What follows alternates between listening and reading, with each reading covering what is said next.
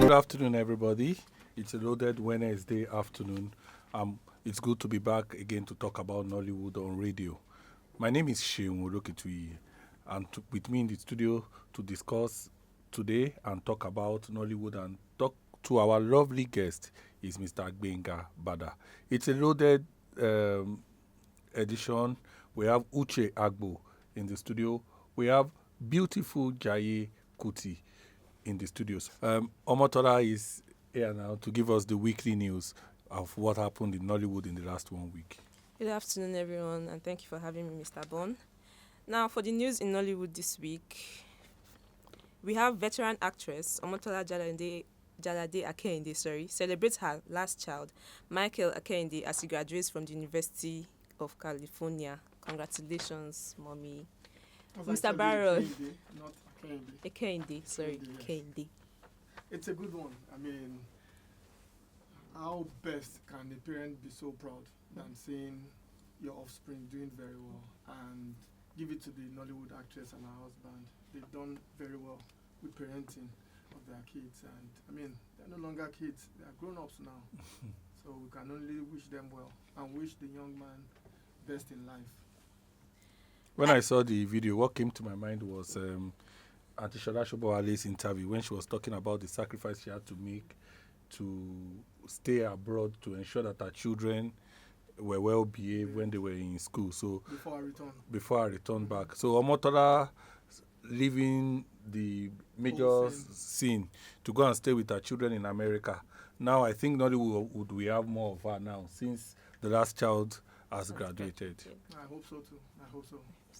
Next, we have I am not happy on this Children's Day. The quality of children we are raising today needs serious attention, Toyi Abraham says. I read that post about 5 minutes after she posted, and I could not but agree with her.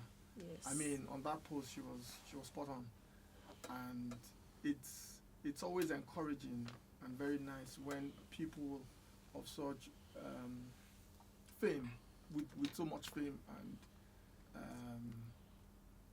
popularity and so much followership on social media speak on issues concerning almost all of us. I know there's no one particular size fits all for parenting, but for celebrities to actually come out and say stuff like that to encourage their followers who are probably parents also or youngsters is actually a commendable one. Session. Okay. Well, when I read that post, one thing I just refused to do was to go back later and read the comments behind it. Because trusting to come after her, really. But she really made a lot of sense. Well, up next, the federal government should please not ban kissing in Nollywood movies. Larry Adediwura cries out, federal government, please, they are begging. They're actually talking to Mr. Bon. Well, because there's a category, Bon Awards, called Best Kiss. Well, the good part of that post is that the Nigerian Film and Video Censors Board Director General has come out to clarify the rumor that there was no ban on anything in particular.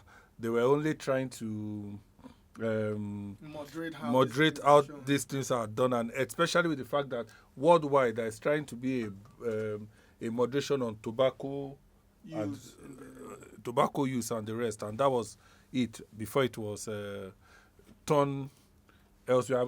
We are used to all these things when people do. For example, I watched the interview of Pastor Sam Adeyemi, yes. A full 1 hour interview. I watched the interview.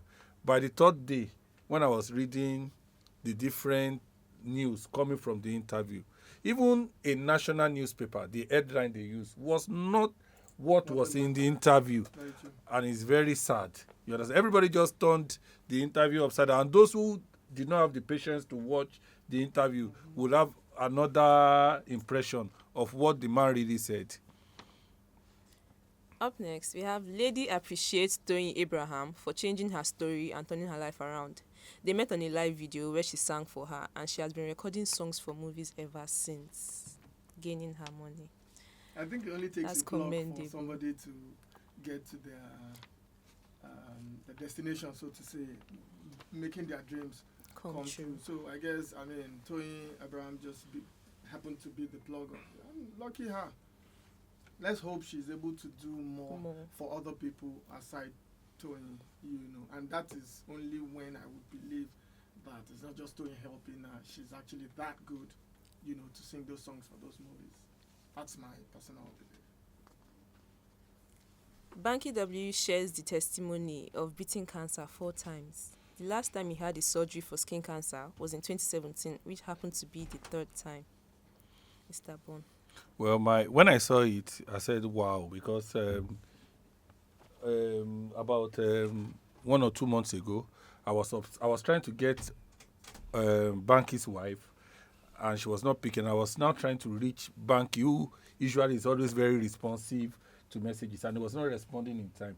And I was pissed a bit that why is he not responding? So why I'm saying this is we need to people need to be more careful the way they say things to people, because you don't know what everybody is going through. Who knew that he was going through such? When I saw the video, I said, wow. And I would thank God that he's alive to share the good story. Personally, I'm really happy for him because not everybody can beat it. 4 times. 4 times. Up next, we have Blacksmith Alagbede grosses 55 million naira in the box office. Alagbede. My pronunciation. Yeah, that's Alagbede. Yeah. It's a good one. It's a big one again. I love the fact that our indigenous movies, with our languages, are doing very well in cinemas. You see top directors grossing 100 and something million naira, and I think Alagbede is just less than 2 weeks, I think, or 3 weeks in cinemas. And I think he even has a limited release. Exactly. It's not in So Abu. to have 55 million is actually a commendable one. Big shout out to Funke. I would say it's always hard sometimes when people feel they love an actress or an actor and the person is now wearing the cap of the producer. It's not always easy. Because you might like that person and the person comes out with a film and you're like, no, I don't expect you to do this. But with Alagbede, I think Mrs. Kuti. Pardon me. I was wondering what was going on. Mrs. Kuti, outdid herself with that. And I can only pray that the movie does more in cinema across the nation. Amen. It is on a sad note we announce the passing of a movie director, Reginald Ebere. May his soul rest in peace. Well, it's a sad one. He has been sick for a while. A lot of people who have not been following Nollywood for a long time might not know him. He is one of the top writers then, about 10, 15 years ago. Apart from being a writer, he had done a couple of movies and directed some movies. He started out in Int as a romance writer before he ventured into the movie industry, and he was doing very well. He usually comes out with very good stories, and unfortunately he has been sick for a while before he passed on, and it's really sad. He was only 59, so I gather. May his soul rest in perfect peace. Amen. That will be all for the news today.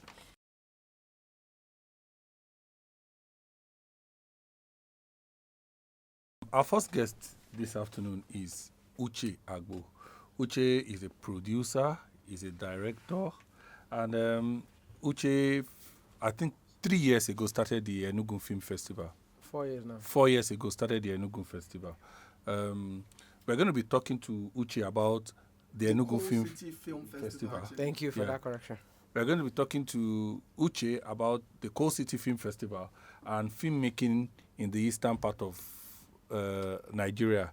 A lot of people wonder that what do I mean by filmmaking in the eastern part of Nigeria, because we've heard so many stories about what is happening there and the rest of it. And so I felt that the best way to come about it is to bring somebody who has actually worked there. First of all, let's start. Fidelis Duka was here last week to talk about Abuja Film Festival and film festivals generally in Nigeria. Why did you start Coal City Film Festival? Because by the time you were starting, we already had about 10 film festivals scattered around Nigeria or more. Yes. Okay, so I would like to add that I'm also the national chairman of the Nigerian Film Festivals Association, which is the umbrella body housing the entire film festivals in the country. Okay, correct us. How many film festivals? Right now, in our records, our membership, we're about 29 in our membership right now, and still growing actually. Oh, wow. And to me, I feel we need more. The idea of democratizing the film festivals and, in fact, the entertainment industry generally in the country are not concentrating it in a particular place. It's a very good thing if we're going to really improve on the entertainment sector as a whole. The film festivals we had before I started off, we had more about 70% of it domiciled in Lagos, and maybe about 25% domiciled in Abuja, and then maybe 5% sprinkled across. So we find out that it is just in one area, that we had most of these film festivals. So after I had started, we now have more. We now have in Port Harcourt, we now have we had in Kaduna before I started. So we now have in Lafia, we now have in Anambra State, we now have in Imo State. We now have, so it's spreading across different, states. So back to your question, why did I start Coal City Film Festival? First and foremost, I didn't want to start. I will not be one of those people who tell you, that I grew up thinking to start a festival. No, it was not part of my plans. But one day I was having a conversation with one of my seniors, and I was worried that, in the entire Southeast Nigeria, there's no functional film festival. The only thing I've heard that there was one time that a film festival happened in Enugu, which was Enugu International Film Festival once, sometime in 2006 or thereabout. So I tried to reach out to the person who started it, and I said, can we, reinvent this? Can we start again? I don't mind working with you. I don't mind working under you. And you may know the person. His name is Tony, and you should know him. He's one of the old gurus in the industry. I tried to reach out many times. I tried to, get him to get back on track. Let's just start it. I wasn't eager to found a festival. Then when it seems as if he wasn't having, maybe I don't want to use the word courage. I don't know what it was that was holding him back. But one day, the idea just dropped on me, and I was like, okay, since this is not forthcoming, maybe I should try it. Trust me, I was scared because, I've been to lots of film festivals before then, and I know that it's quite capital intensive, and it's very difficult to really get sponsors and all of that.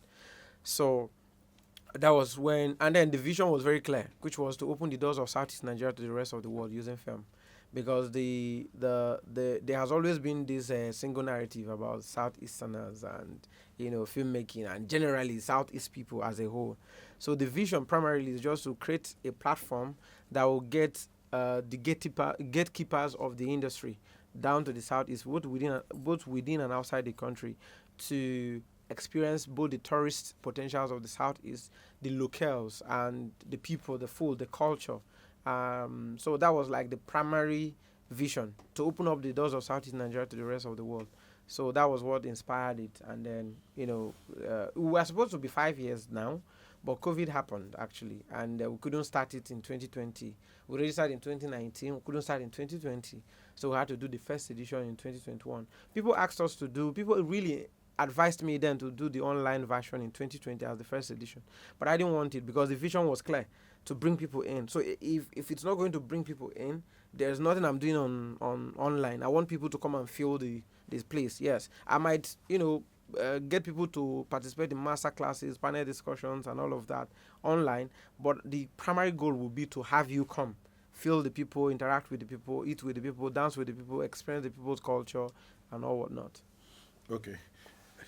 3 years on, 5 years on. Yeah. Are you feeling that you are achieving what you aim to do? Yes and no. Yes, there is progress, right? Which has been very tedious, especially when it comes to personal funding. It's been very difficult. But the yes part is that yes, there are tremendous progress. We've had a couple of people identify, people come from. We had people come from various parts of the world, both within and outside the country, and we have had people come and because of what they experience, come back again to make productions to produce, which is part of our goal. The no part is because it's difficult to even make locals understand what film festivals are meant to achieve. It's very difficult to make locals, that means people who are based in there, to understand what film festivals are meant to achieve. So it's a very tedious work trying to get people that are based there, making films there, to realize the importance of these film festivals and, for what is worth, attend when necessary. But as for the other part, we're making progress. Yes. Okay, so I've always wanted to ask this. I mean, I've had conversations with a couple of people, media to be specific, about this. We've had conversations about it, and for someone who is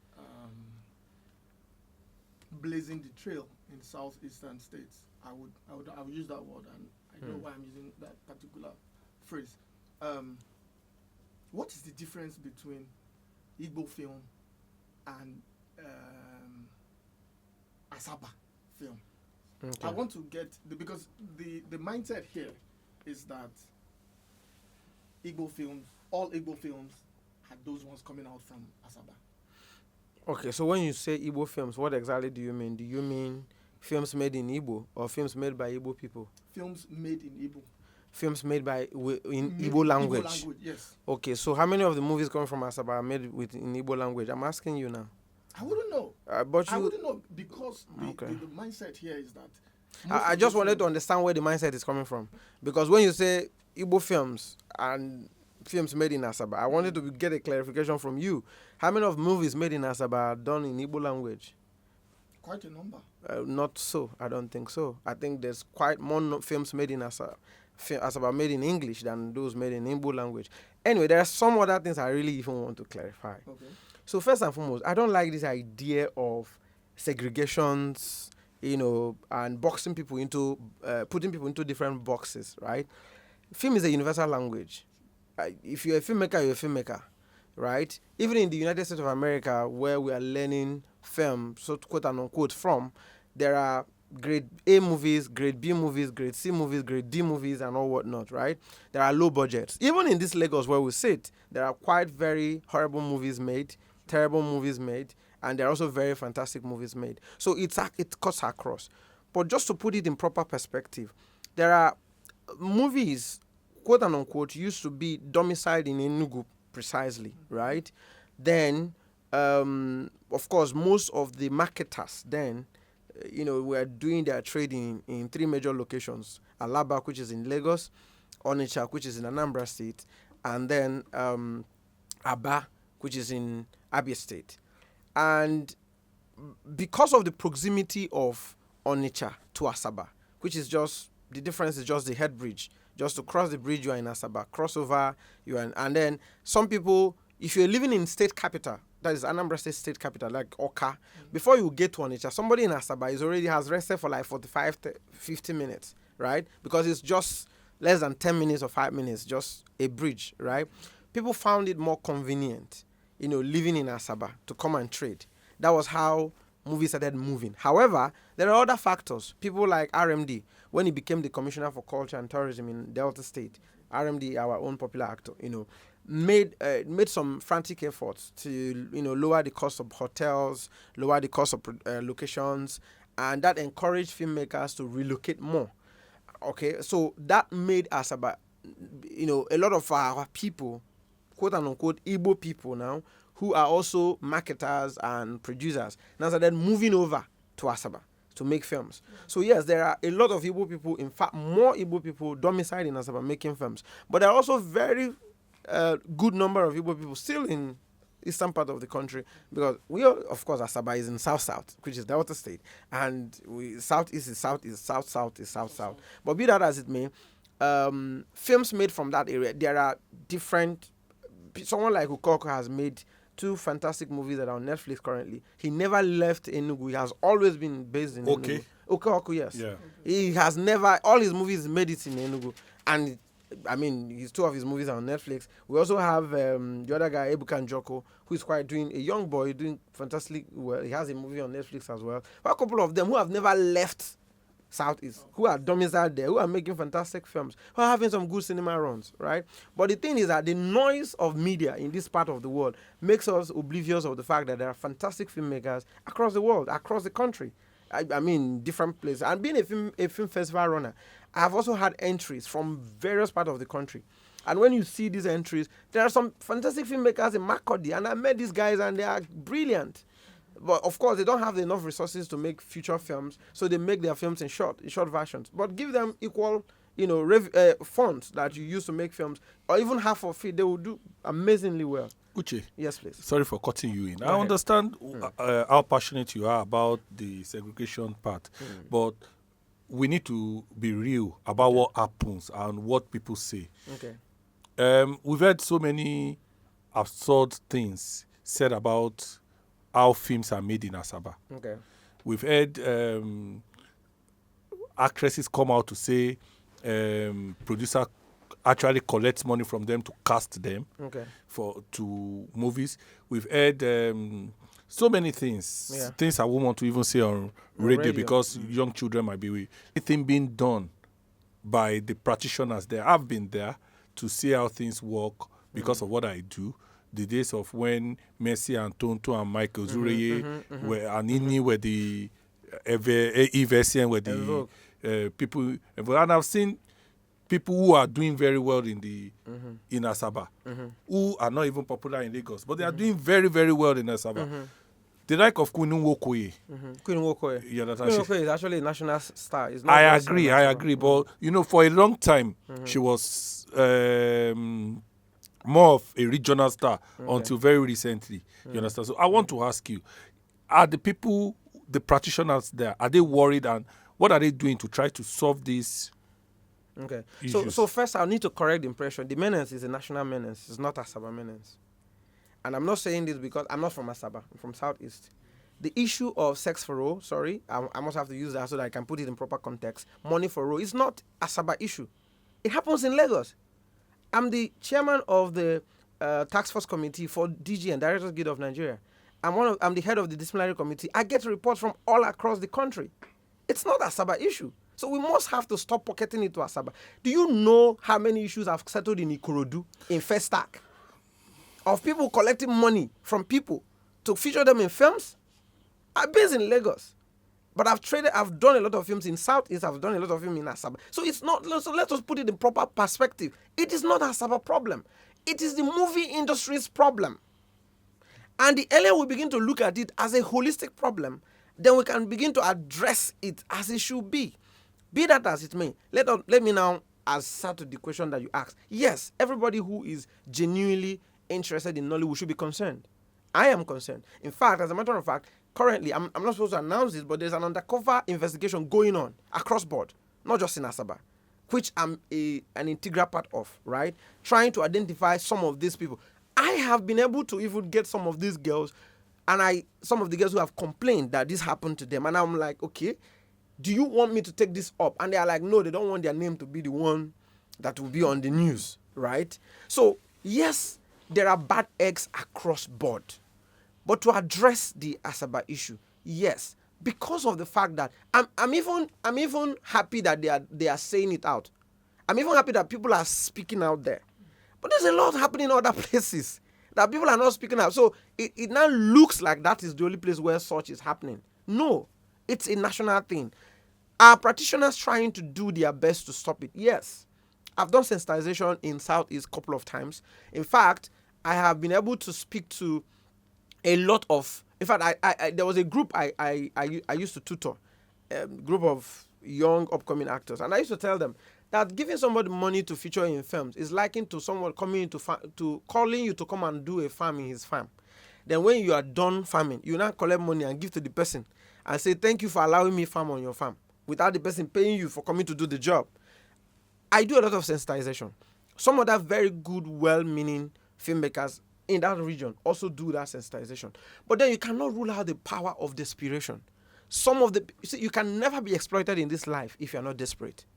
You can never be exploited. Some of the girls that are exploited, or the boys that are exploited, are those who are very desperate. And I tell them that, look, we live in 2024. Social media is all over the place. In fact, the social media platform has democratized the industry for you. If somebody is not going to give you a role, you can make a start of yourself. So some of us are doing this job, trying to sensitize them, not just in Southeast, in Lagos. Uche, but there is a lot of allegations that even the DGN, you understand, that when people report that nobody has ever been penalized and there is a difference between when, for example, when sex offenders are caught in Lagos, in Ekiti, and some states that I know, their names are published. And the reason why they are published is to make sure that some other people who have that intention will run back. Why is DGN, the allegation is that that when they are reported, when people are reported that it is settled like a family affair instead of it being taken seriously. Question number one, who has reported? There was a time that there was a popular director whose name was mentioned. I remember the name. And then the lady came out in Asaba or in Lagos. Okay. And there was a committee formed.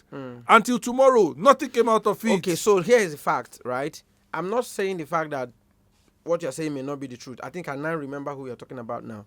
But the truth is, I am a disciplinary committee chairman. I've never gotten any report that I did not follow. I did not follow. It was AMP. Thank you. So here is the thing, right? So now that's why I was telling you that this is a national issue, right? That if you see it as a national issue and we begin to address it as a national issue, then it will make more sense. AGN is currently doing a document which they say they want to share with AMP to see how they can reach out an agreement. Remember, this is one of the industries that is almost not that is very unsanitized, if I may put it that way. Not structured. Not structured. It's a very informal industry, right? The entrance and exit level is very low. Anybody can wake up. If you have money, you become a film producer, right? We wanted to do something that I'm sure you about Mobicon. You have heard about Mobicon. There was a time we wanted to pass a bill using Mobicon so that we can have a structure. Some people, quote and unquote, big names in this industry, in this state, fought against it, tooth and nail, took the minister out of this country. We never heard anything again about that. That bill is still lying fallow in the National Assembly. It was meant to put a structure in place. An industry that does not have a structure, so many things like this will happen. But we, on our guild level, follow through. There has never been any time that there was once I got a proper petition against one of our members. Till today, because what I usually would do at my committee level is to ensure that I hear from two sides of the story. If it is something that can be resolved, that is not a crime. Because when it becomes a crime, I will be the one personally to write to the security agencies that are in right place to address it. We are running out of time. Okay. In 30 seconds, I just want you to tell us what do you think can be done to ensure that the segregation that we know that we call Kannywood, Eastern movie, Yoruba wood, even in Lagos, in this South, there are about a lot of. What do you think in 30 seconds that we can do to harmonize Nollywood? First and foremost, I don't recognize all those woods. I don't recognize Yoruba wood. I don't recognize Eastern wood. I don't recognize Kannywood. I don't recognize them. I recognize only one wood, which is Nollywood. If you leave this country and travel out, there's only one wood that they recognize. So those who are partitioning it, for me, it's a question of hungry of power.